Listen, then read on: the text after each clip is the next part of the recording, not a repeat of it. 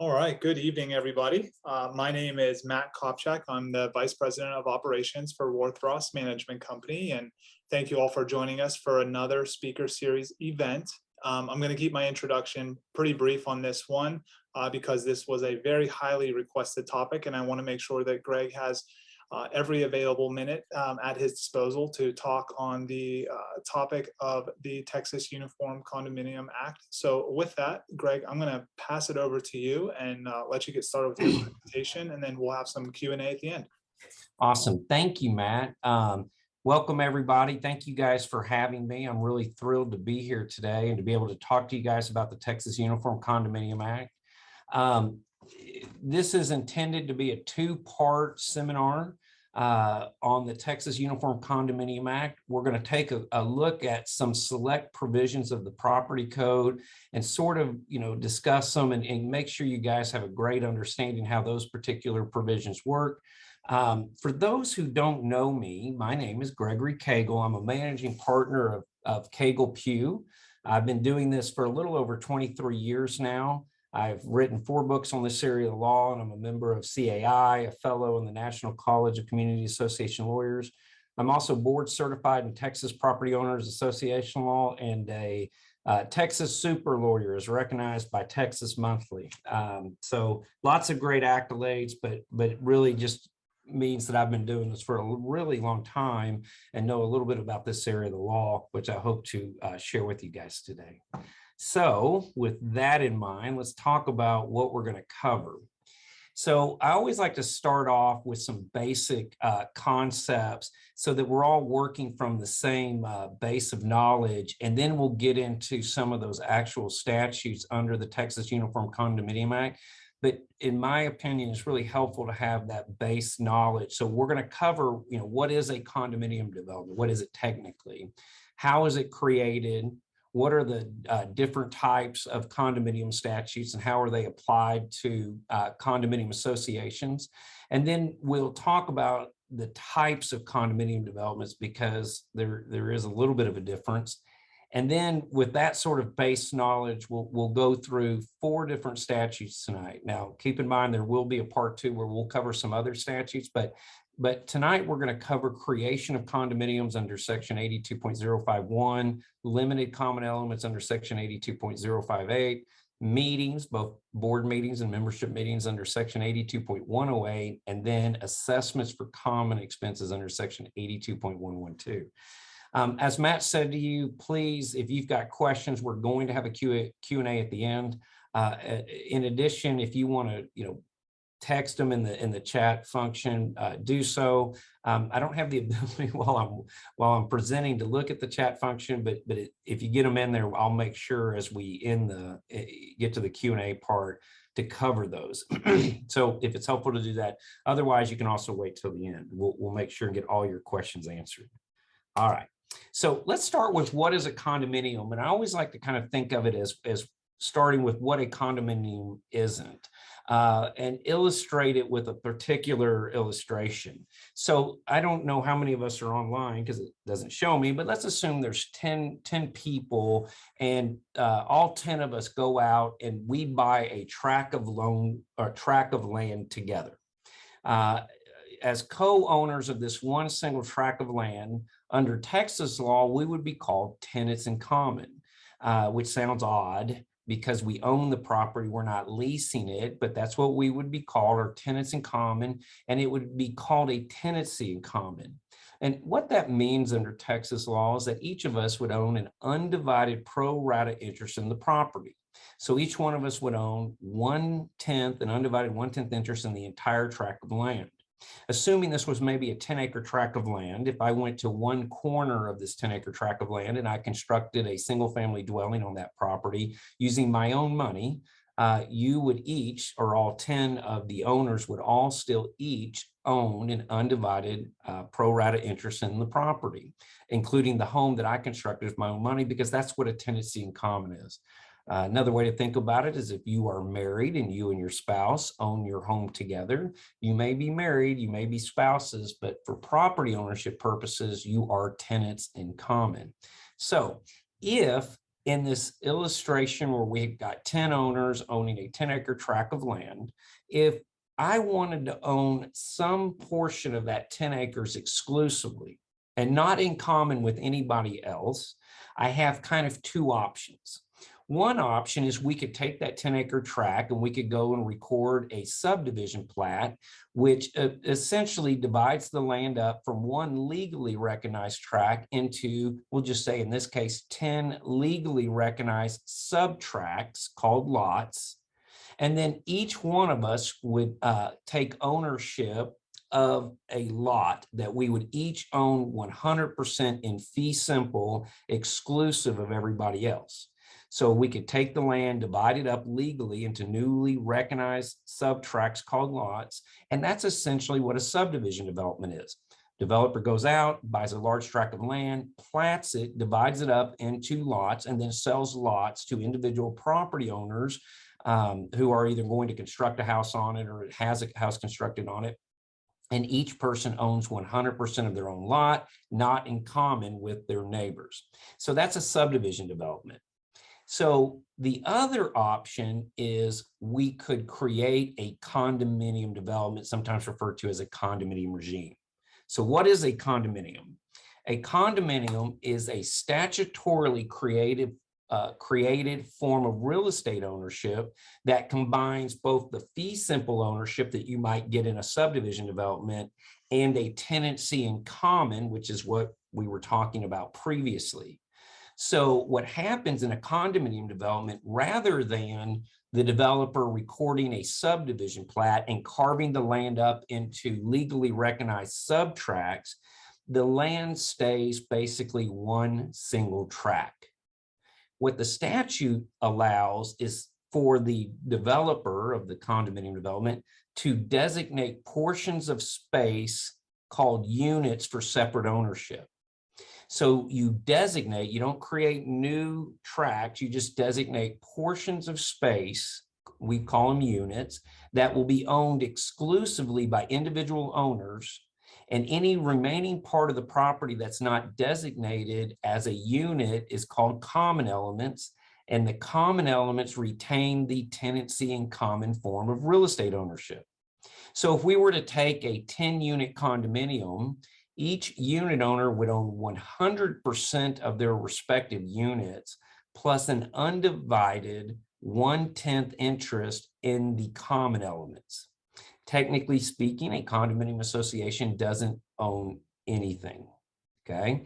It's all owned either exclusively by the property owner, the unit owner, separately from everybody else, or it retains the tenancy in common form of real estate ownership and is owned by everybody in undivided pro rata portions. Okay, so that's why we call it a hybrid form of real estate ownership. And the only way you can do this is you have to have a statute that allows for it. So Texas actually has two statutes. The first one is called the Texas Condominium Act. It's Chapter 81 of the Texas Property Code. And the second is called the Texas Uniform Condominium Act, and it is codified at Chapter 82 of the Texas Property Code. So I want to give you a little bit of a history and explanation behind the two statutes, because I think that would be really helpful for you to understand, because they both apply in different circumstances. And so depending on the age of the condominium you're managing or you're serving on the board of will dictate which statute actually applies, but it's good to know which one and what's the difference. So let's start with the Texas Condominium Act. Condominium form of real estate ownership didn't even exist in the United States until the mid-1950s. The very first condominium statute was enacted by Puerto Rico, believe it or not. It wasn't by a state, but by the 1960s, nearly every state had enacted some form of a condominium statute. Texas first enacted its condominium statute in 1963. In 1983, it was codified at Chapter 81 of the Texas Property Code. Now, when it comes to the Texas Condominium Act, the original statute that was enacted in 1963, what it envisioned, as you read it, is that it envisioned attached construction type of condominium, or what we would typically think of as an apartment building. In fact, the developer that really pushed the legislature to enact the first condominium statute was doing so because they wanted to construct an apartment building where they could not just lease the apartments, but also sell the apartments. In fact, the Chapter 81, the original condominium statute, doesn't even use the word condominium units to refer to these designated portions of space. It uses the term apartments. So maybe that kind of helps you think about what was really envisioned was they were called apartments, not units. Of even greater significance, though, is that the original condominium statute defined the unit boundary by statute. And that's really important because when we make the distinction with Chapter 82, you'll understand why. So because they envisioned that all condominiums would be an apartment building and that you would own some exclusive, portion of space essentially surrounded by four walls, they defined the boundary from where you go from the portion of space you owned exclusively to this portion of space that you owned in common. That's the unit boundary. They defined it, and I'll give you the legal kind of definition, but it says it's the interior surface of the exterior perimeter wall. So the interior surface of the exterior perimeter wall. Behind me, you'll see windows. That's an exterior perimeter wall because on the exterior is the outside. And if this were a condominium, this particular office, I would own the interior surface of the drywall behind me, but not the drywall itself. So I would own the paint, but not the drywall. I would own the carpet, the surface of the floor, which would be the carpet tile or hardwood floors, but not the subfloor or the foundation. I would own the paint on the ceiling, but not the drywall. So the shortened nickname for this type of boundary description is called the paint-to-paint unit boundary, right? You own a cubicle of space surrounded by four walls. The four walls are part of the common elements. You just own the cubicle of space within those four walls, beginning at the paint or at the surface of the floor. So paint-to-paint unit boundaries defined by statute.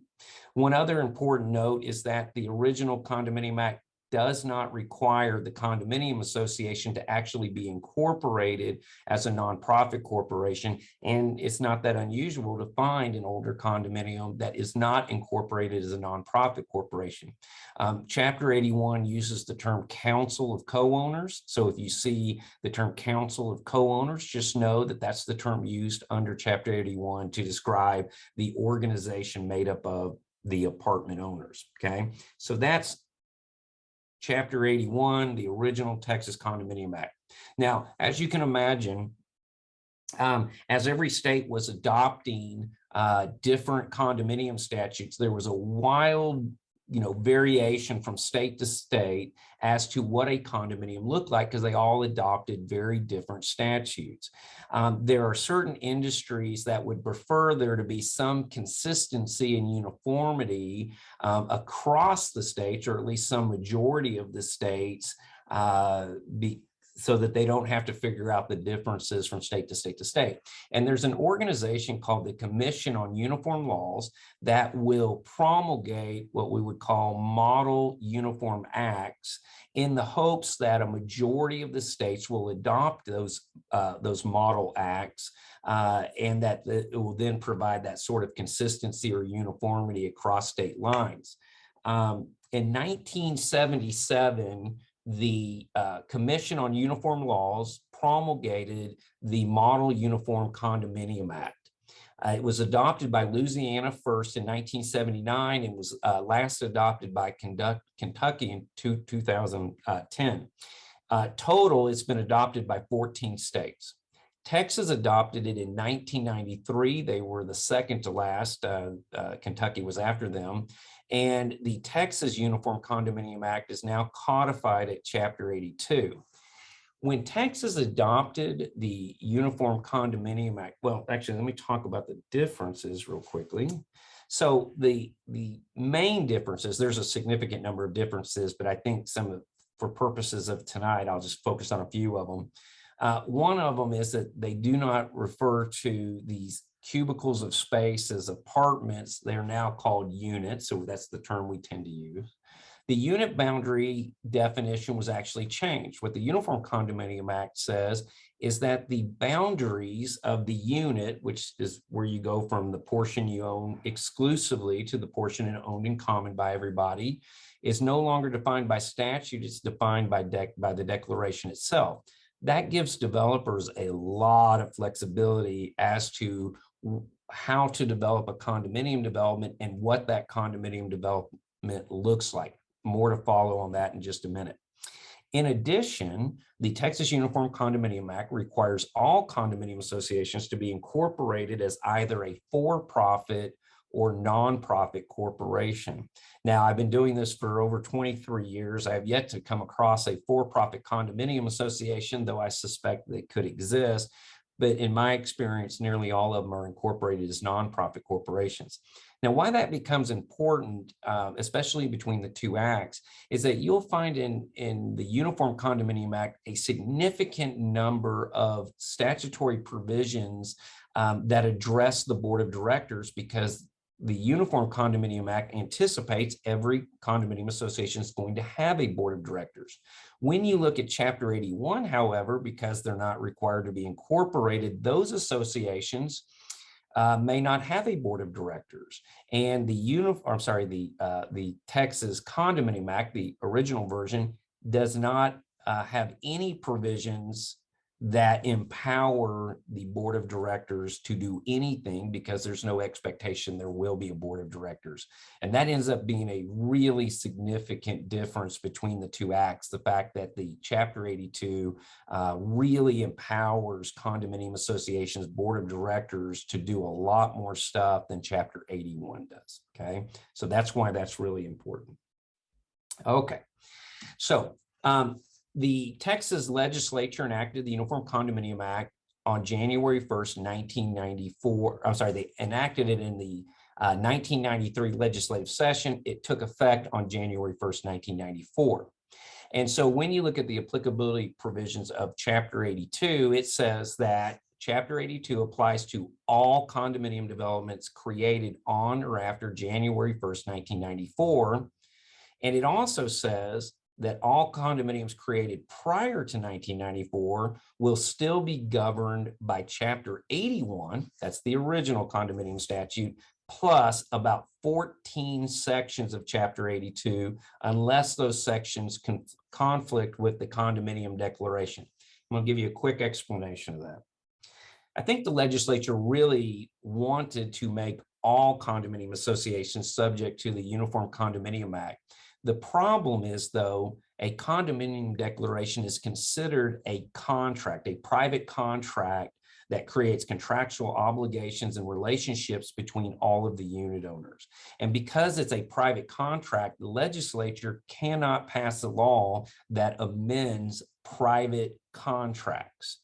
So they did the next best thing, which is to say there are 14 sections that they thought was really important to apply to all condominiums. But if that statutory provision under Chapter 82 conflicts with the provisions of the contract, this private contract, then the provisions of that private contract, i.e. the condominium declaration, will trump that Chapter 82 provision. Okay, so there are some provisions, about 14, that apply to all condominium associations. That's under Chapter 82. And then outside of those 14 sections, condos created prior to 1994 governed by Chapter 81 of the Texas Property Code, and then condominiums created after 1993 are governed exclusively by Chapter 82. All right. I want to touch real quickly on the two different types of condominium developments. And the reason why there are two different types of condominium developments is because of Chapter 82's change in the definition of the unit boundaries. By changing it from the paint-to-paint unit boundary description and leaving it up to the developer to define the unit boundaries within the declaration, that gives the developer the freedom to say, maybe instead of the interior surface of the exterior perimeter wall, I want to make the boundary on the exterior surface of the exterior perimeter wall. Or maybe instead of defining the unit boundary as a vertical wall that's a physical component of the building, what if I define the unit boundary as a line on the ground? Sort of like what we would expect to see in a subdivision development where we're carving the land up into individual subtracts. So essentially what it allows is for developers to define condominium units as a cubicle of space within a building, or to define a unit as an area of land. If you define it as an area of land, then that allows the unit owner to construct a single-family residential dwelling within the confines of those lines on the ground, and it could look an awful lot like what we traditionally think of as a subdivision development. So you can now have units that are completely detached from each other, not attached construction. So when we think of the two different types of condominium developments, traditional condominiums or condominiums where the units are attached from a construction perspective, what we would think of as an apartment building. Site condominiums is a term used by the Federal Housing Administration's underwriting guidelines to define a condominium development in which all of the units are detached from each other. So that's going to be where the units are defined as areas of land. So you can have two different types of developments, a traditional versus a site condominium, and their defining characteristic is going to be, is the unit a cubicle of space surrounded by walls, or is it an area of land? So hopefully that's helpful when you think about some of the condominium developments you've seen and why they're able to do that these days. All right, let's get going on the bulk of what we're going to talk about. So as I mentioned earlier, there are going to be two different sessions on this. Tonight is considered part one, and we're going to cover these four statutes here: the creation of the condominium, the limited common elements, meetings, and assessments for common expenses. I want to go ahead and get started on that. So essentially what section 82.051 says is that a condominium development is created by the recording of a condominium declaration in the official public records of the county in which the development is located. What's unique about this is if I were to do a subdivision development where I'm going to carve all of the land up into individual or separate subtracts, that has to go through a governmental review process, and it has to be approved by the county and or the city in order for me to do that. But when I want to create these designated portions of space, whether it's a cubicle of space or an area of land, I don't have to get anybody's approval. I don't have to get the county's approval or the city's approval. All I've got to do is record the condominium declaration and attach plats and plans that divide the property up and identify which portions are going to be units versus common elements, and of the common elements which are limited and which are general. So that's one of the nice attributes to that. I've had a lot of people over the years ask me, well, why would a developer do a site condominium? Because it looks an awful lot like what we think of as a subdivision development, but why would you do that as a site condominium as opposed to a regular subdivision development? There's a number of factors, but one of them is you don't need any county approval to do it. So it sort of expedites the process. Plus you can create some unique shapes to those, lots. And it allows you oftentimes to increase the density or the number of units as opposed to the lots that you would be able to carve up. So that's why it's done. But the way it's done is you don't have to get any governmental approval. The only requirement under section 82.051 is that the developer must record at the same time that it's recording the condominium declaration a certificate showing that all ad valorem taxes have been paid. If there are ad valorem taxes owed on the real property that's being put into the condominium development, that's not going to be effective. You're going to have to show that all taxes have been paid. If all of the taxes have been paid, the statute says the clerk must record it. No additional approvals from any government or anybody else are required.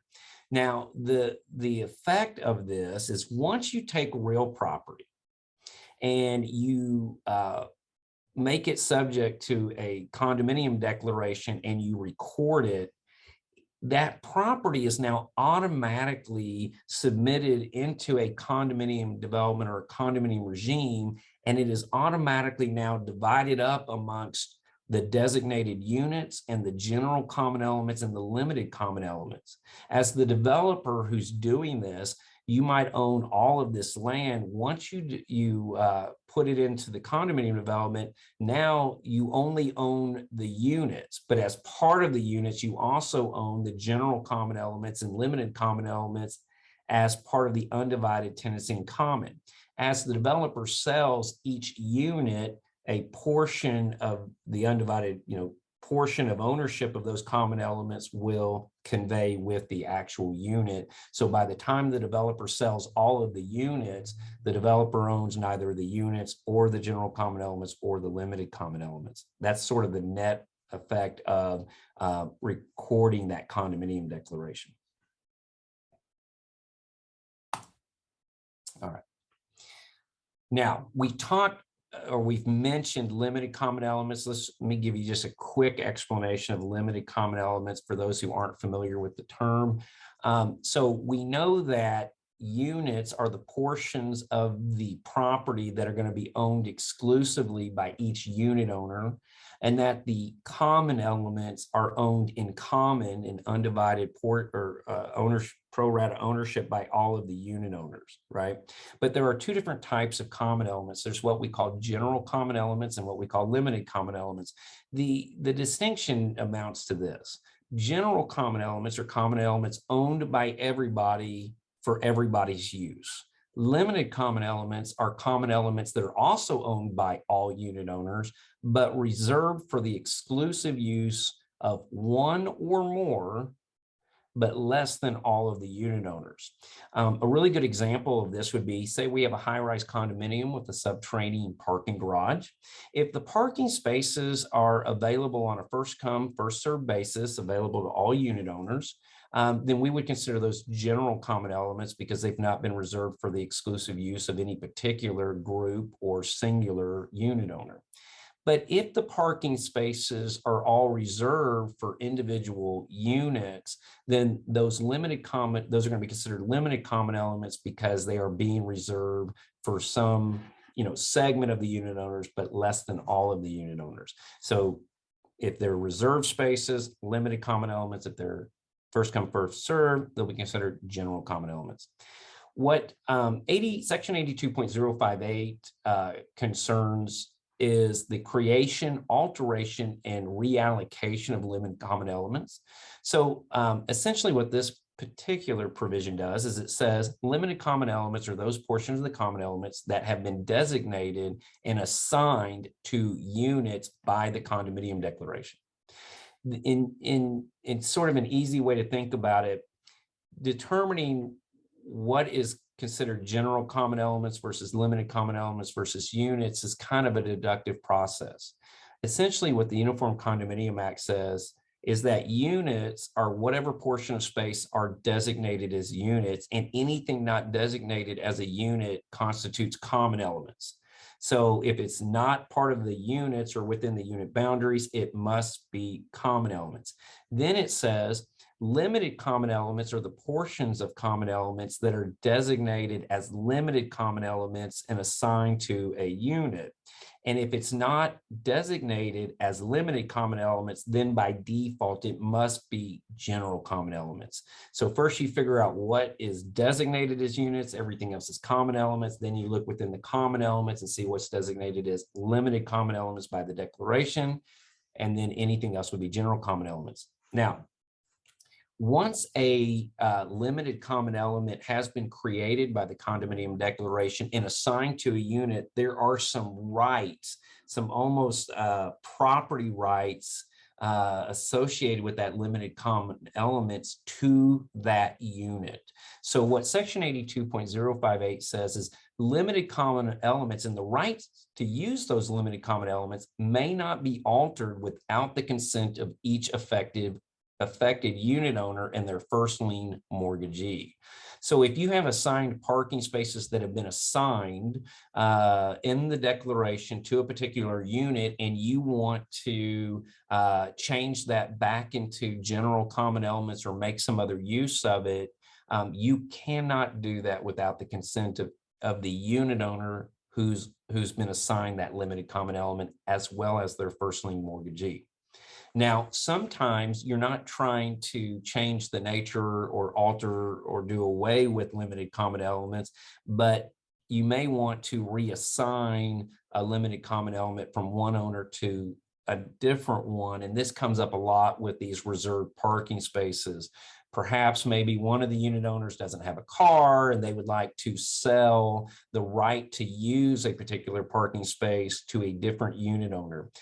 That's permitted under the Uniform Condominium Act, subject to the declaration. So as long as the declaration doesn't prohibit that, it can be done. And the declaration may create some procedures for doing that. And what the statute says is, subject to any procedures required by the declaration, a limited common element may be reallocated or reassigned by an amendment to the declaration, but that declaration amendment must be executed by the unit owners between or among who the units are exchanging it. So if I'm owner of unit A and I'm wanting to transfer it to unit B, then the owners of both unit A and unit B must sign it.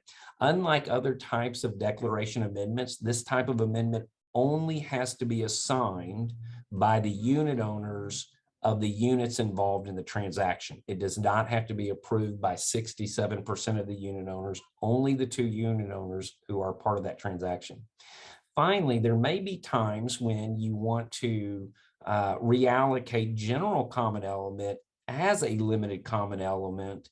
That can only be done, again, by amendment to the condominium declaration, but it must be done in accordance with whatever procedures are outlined in the condominium declaration, as well as section 82.055 subsection 7 of the Uniform Condominium Act. So those are the procedures if you want to alter or destroy a limited common element or reallocate the use or right of use of limited common elements from one unit to another, or reallocate general common elements as to limited common elements. All right. One of the primary purposes for having a condominium association is to maintain, repair, replace, and ensure the common elements on behalf of the unit owners who actually own all the common elements. Keep in mind, the condominium association does not own the common elements. It acts more or less like a pseudo trustee, maintaining, repairing, ensuring those common elements on behalf of the beneficiary owners who actually own the common elements. As a result, the condominium association is vested with the authority to levy assessments to pay for the maintenance of these common elements that are owned by all of the unit owners. The condominium, or the Uniform Condominium Act, defines this as common expenses. So expenses associated with the common elements owned by all of the unit owners. Essentially, what section 82.112 provides is that the association is authorized to levy assessments against all unit owners to pay for common expenses associated with the repair, maintenance, replacement, maintenance of common elements. It does say that the assessments must at least be annually. It could be monthly, quarterly, but it at least must be on an annual basis. It also has a provision that allows the declarant, also referred to sometimes as the developer, to opt out of any obligation to pay assessments for units owned by the declarant. Now, two parts to that. One is, if a declarant elects to opt out of the obligation of having to pay assessments for units owned by the declarant, they can only do so for an initial 3-year period, which commences on the date the first unit is sold to a owner other than the declarant. So you go back to the date of the very first unit conveyance, and for a 3-year period following that date, the declarant can avoid having to pay any assessments for any units that it owns during that 3-year period. Now, during that 3-year period, the declarant must cover any operational expenses or shortfalls in the operating expenses. So if we kind of think about it from day one, developer submits the condominium declaration, records it, thereby creating all of the units. And on day one, declarant owns all of the units. And if the declarant has opted out of paying assessments, then the association has no money, and the association cannot pay for those common expenses. So the developer is going to be required then to write checks to the condominium association for any expenses that are being incurred because the association doesn't have any money. As the developer, though, sells units and those unit owners begin to pay assessments, the amount of the shortfall should get less and less and less over a period of time. Presumably, it should be able, new unit owners should be able to fund all the operating expenses sometime before the end of that 3-year period. But if the developer still owns any units after the expiration of this initial 3-year period, the developer must begin paying assessments for all remaining units still owned by the declarant. So keep that in mind.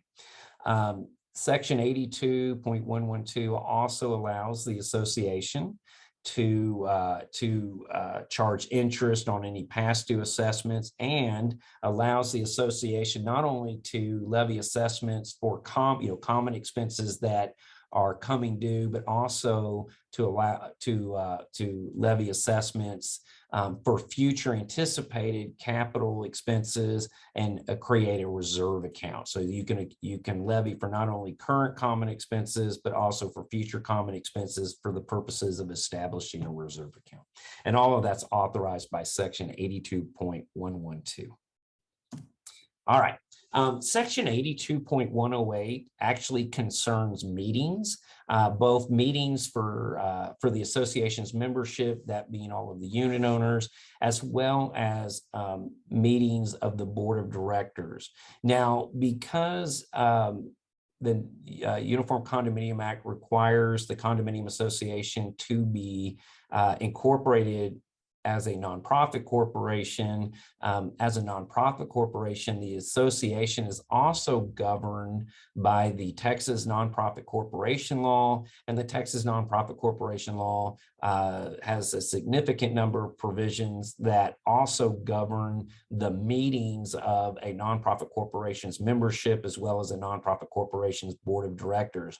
So there's a little bit of overlap between this particular section of Chapter 82 and the provisions of the Texas Nonprofit Corporation Law. So I'll mention a couple of the issues as they regard this particular statute, but let's just kind of get through it.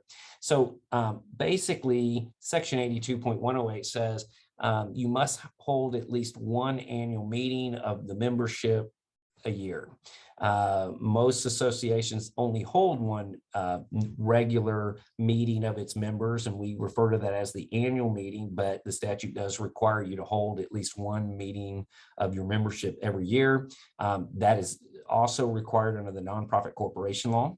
The Uniform Condominium Act says special membership meetings may be called, if you want to call a special meeting, by either the president, a majority of the board, or unit owners having at least 20% of the votes in the condominium association. This provision is nearly identical to a similar provision under the Nonprofit Corporation Law, except that the Nonprofit Corporation Law's provision says 10% of the votes in the nonprofit corporation. Because all of your unit owners are going to be members of the condominium nonprofit corporation, you should actually interpret this as 10% of the votes, because as long as your unit owners satisfy one of these two statutes, you're going to have to call the special meeting. So even though this says 20%, if they get at least 10% of the members requesting a special meeting, you're going to have to require it because of the Texas Nonprofit Corporation Law. Finally, section 82.108 says notices of membership meetings must be given to your owners pursuant to the bylaws or in the absence of a bylaw provision pursuant to the nonprofit corporation law. All right. Now, board meetings are a little different and they're somewhat interesting, okay? Under this, it said board meetings must be open to all unit owners, subject to the right of the board to meet in closed executive session to consider certain permitted actions. So there's actually a laundry list of topics that the board can meet in a closed executive session to debate, discuss, outside of the hearing of those unit owners who are in attendance. Now, while the board meetings must be made open to unit owners, you might be surprised to learn that you may not be actually required to tell the unit owners when you're meeting. So it's an interesting provision, this section 82.108, because it says notices of board meetings must be given to owners and directors pursuant to the association's bylaws or in the absence of a bylaw provision pursuant to the nonprofit corporation law. Now, most bylaws, interestingly, do not have notice provisions when it comes to board meetings. So generally speaking, in most cases, the notice requirements for board meetings is going to be governed by the nonprofit corporation law. The nonprofit corporation law says, unless your bylaws require you to give notice to members of the nonprofit corporation, you're not required to. So if your bylaws do not require notice of board meetings to be given to the unit owners, then you're just not required to do it. So while the Uniform Condominium Act does require the meetings to be open to board or board meetings to be open to unit owners, in most cases, the board is not actually required to notify owners of when they're going to meet. So they can, you got to let them in if they know when you meet, but you don't have to tell them when you're meeting. It's an interesting statute. As far as notices to directors, the nonprofit corporation law says you are not required to give notice of regular board meetings to the directors, but you are required to give notice of special board meetings to directors. So in the absence of a bylaw provision, that's the rules for board meeting notices to directors. Now, even though you may not be required proactively to provide meeting notices of board meetings to your owners, the Uniform Condominium Act does say that if an owner requests in writing to be notified of the date, time, location of the next board meeting, you must tell them. Okay, so you don't have to tell them, generally speaking, unless they request it in writing, in which case you will have to tell them. But if they don't request it in writing and your bylaws don't require it, then you don't have to tell any of your unit owners when the board's going to meet. Now, section 82.108 also addresses conducting virtual board meetings and approving actions without calling a meeting by approving them by unanimous written consent. Both of those types of actions, virtual board meetings and approvals of actions by unanimous written consent of directors, are both permitted under the nonprofit corporation law and are generally permitted under the Uniform Condominium Act, with one exception. There are 4 categories of actions that cannot be approved at a virtual board meeting. And then I say virtual, I mean a meeting conducted by electronic or telephonic communications. So if you're on you're on a big conference bridge line, or you're doing it by Zoom, you are not allowed to vote. The board's not allowed to vote on fines, damage assessments, appeals from a denial of architectural control approval, or suspension of a right of a particular member or unit owner before that member/unit owner has had an opportunity to attend a board meeting to present his or her position on the issue. Those have to be done at a physical meeting in which people attend in person. Outside of those 4 categories, anything else that the board wants to approve can be done at a virtual board meeting or by unanimous written consent without calling a meeting. And that sort of wraps up the meetings provisions under the Texas Uniform Condominium, Texas Uniform Condominium Act. I'll address a couple more. I have kind of this slide here, but before I get to the questions, just a little bit more information about, well, we'll save this. Let's hit questions first. Matt, do you have questions? I'm not able to view them. I do, yes. So we had one question that was chatted in, and a couple that were in advance, but the one that was chatted in was, if an owner makes an altercation of a limited common element without approval, what recourse does the HOA have? And Well, for context, Greg, this was, if it matters, this is an older condo built prior to 1993. so one of the provisions under the Uniform Condominium Act is that applies to all condominiums is Section 82.102, which is a powers provision, which authorizes the board of directors on behalf of the association to do a really broad, comprehensive laundry list of things. One of that is to adopt rules and regulations governing the use of all common elements, which would include limited common elements. Also to assess fines against owners, who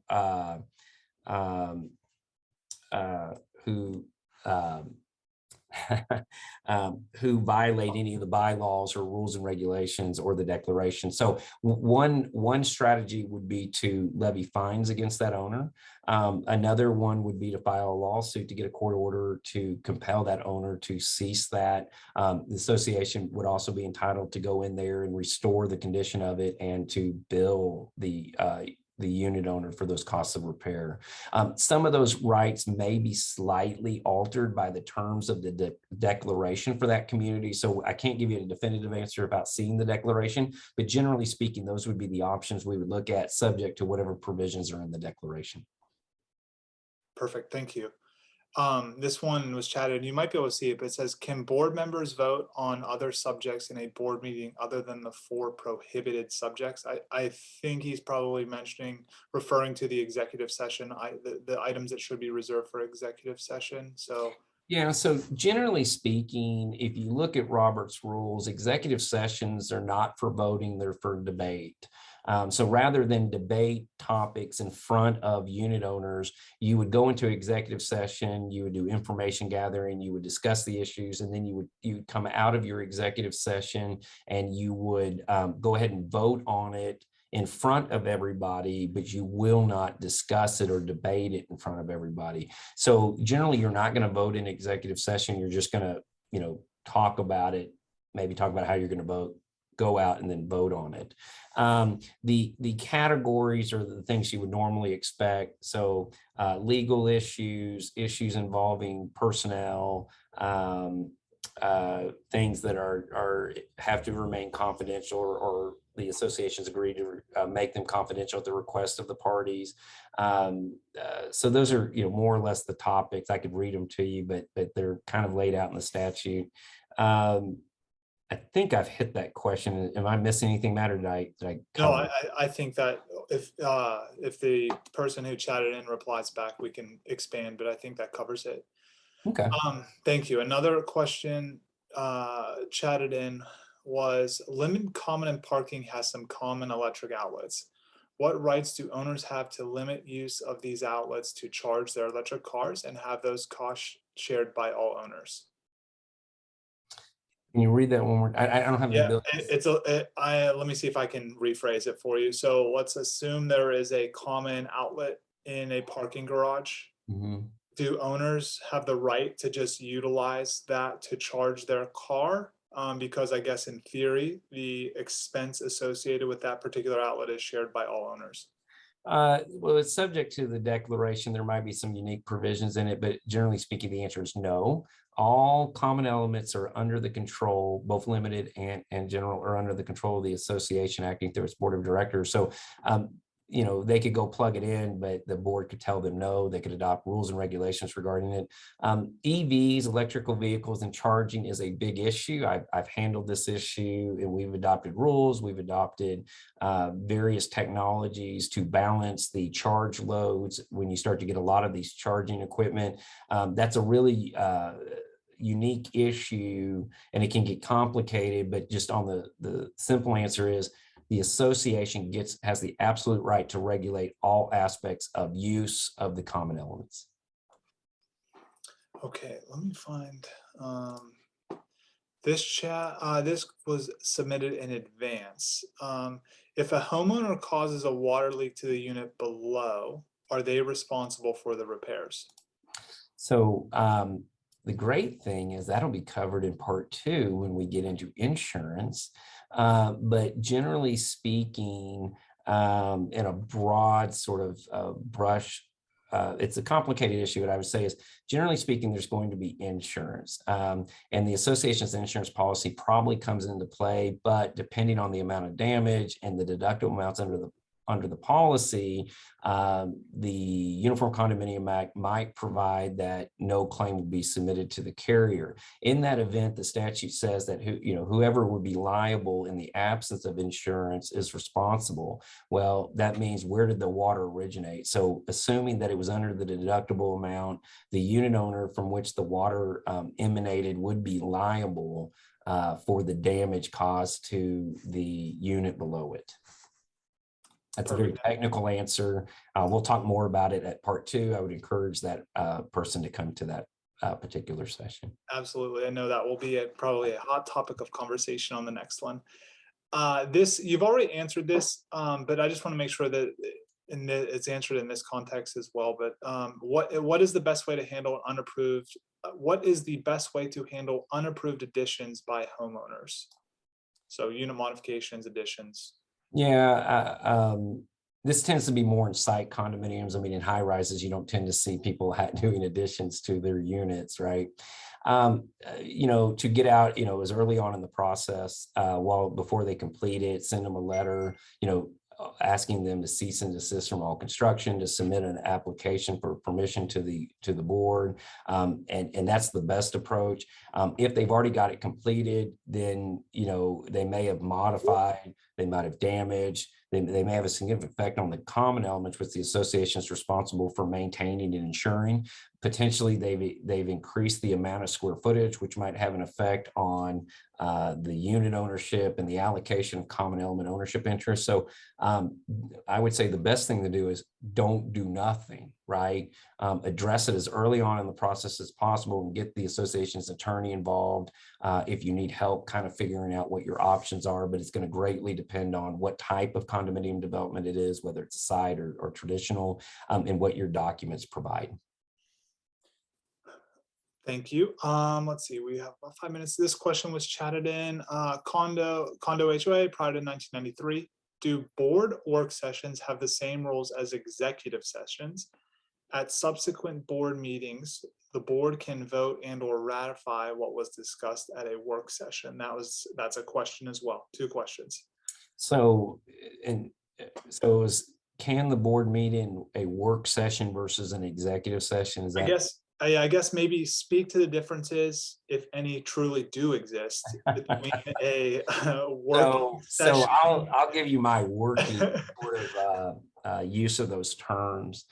Executive sessions are part of an actual meeting. So you call the meeting to order at the appointed date and time. And then when you get to the topics that you're going to want to address in executive session before, and what the statute actually says is, before you can reconvene in the closed executive session, you have to announce to all those in attendance, hey, the board's getting ready to adjourn and reconvene in an executive session, and you have to give them a general description of the topics you're going to be talking about in the executive session.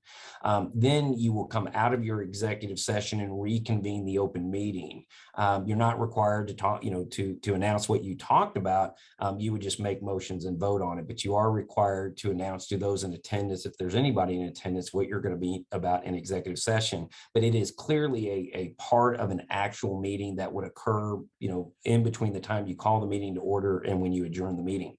A work session is a made-up word that's got no legal significance. It's not referred to under the Nonprofit Corporation Law or the Uniform Condominium Act. We tend to use that as a fill-in term for something that's not a meeting, right? So I would call, especially for subdivision HOAs, which are subject to a light version of the Open Meetings Act, where there are some penalties and sanctions associated with board members meeting and talking about stuff without giving advance notice, I always say, don't call it a meeting. Call it a work session, right? If you call it a work session, it's not a meeting. If it's not a meeting, you don't have to give notice. Well, for condos, you're not required to give notice anyway, so it doesn't matter. But a work session, I would tell you, is any meeting, for lack of a better, any meeting of the board members to discuss board business at which you do not vote. So if you want to do information gathering, you want to review a budget, you want to look over bids, but you're not going to actually vote, I'd call it a work session. And by calling it a work session, owners are never going to say, well, when did you set it? What notice? You just say, well, it wasn't a meeting, it was a work session. We just got together to talk about stuff. So if you're not voting, it's a work session. If you're voting, it's a meeting.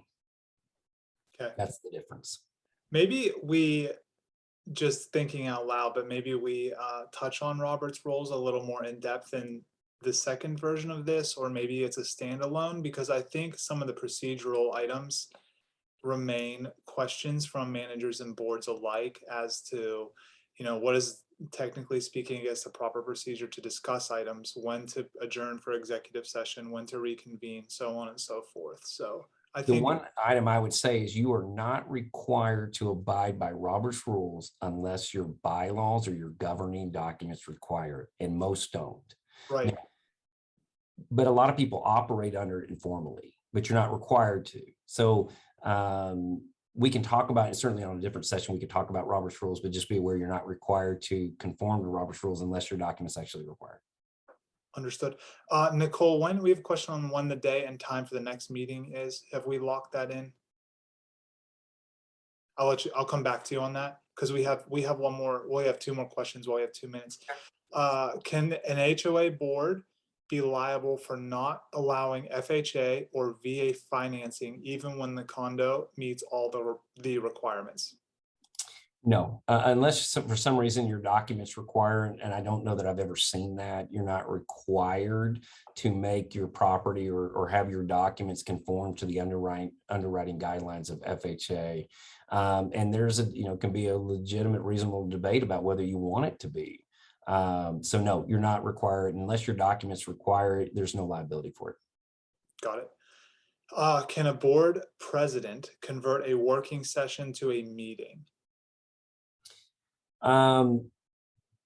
It depends on the notice requirement. So if you wasn't a regular meeting of the board and now you're saying, well, we're going to call it a meeting now, that would make it a special meeting. If you haven't given notice to your not the owners, but the directors of it in advance, then that would not be a proper meeting. But if all of your board members are there, then it wouldn't be a violation because they waive it by being in attendance. So if you've got all of your directors there and you just want to call it a board meeting and vote, that's fine, as long as they all waive the notice requirement. But if any one of your board members are not present, don't do it. Okay, and then this might be the last one. What is the difference between, nope, we got two more. Can a board adopt a rule that establishes a time limit for speaking at a board meeting? Yes. Okay, that was easy. What is the difference between a special assessment and an emergency assessment? Well, there's nothing under the Texas statutes about it. So it's whatever your documents define as a special assessment or emergency assessment. And if there's a distinction made under your documents, that would be the distinction, but there's no distinction under Texas law. All right. So that is all the questions that we have had submitted. Nicole, do you have a day and time for the next one? We can update everybody. Absolutely. Yes, it's going to be May 19th, which is a Thursday.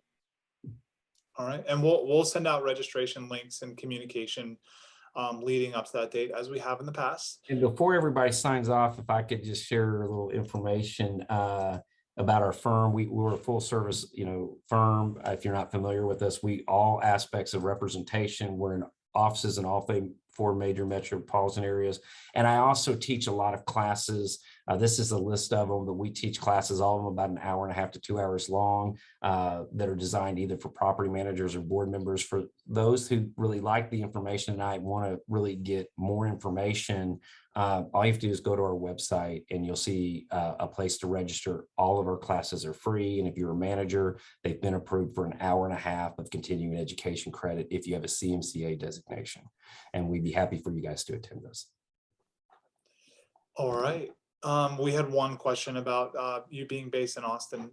You flipped through that slide real quick whenever you had the locations, but Well, we're in Austin, Dallas, Houston, and San Antonio. We can service you wherever your community is. We can service you, and we do. We represent north of 1,200 associations across the state. all right. Well, thanks, Greg. I appreciate your time this evening. This was excellent, and looking forward to the next event in this series. And then Nicole, thank you for coordinating, and Jenna, thanks for being on. All right, guys, take care. Have a good evening. Bye-bye.